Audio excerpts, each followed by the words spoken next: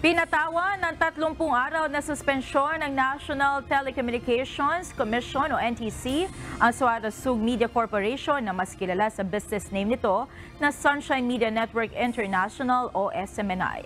Kasabay ito, show cause order kung saan pinagpapaliwanag ang SMNI sa loob ng 14 na araw sa mga alegasyon ng paglabag sa prangkisa nito batay sa resolusyon ng mababang kapulungan ng Kongreso.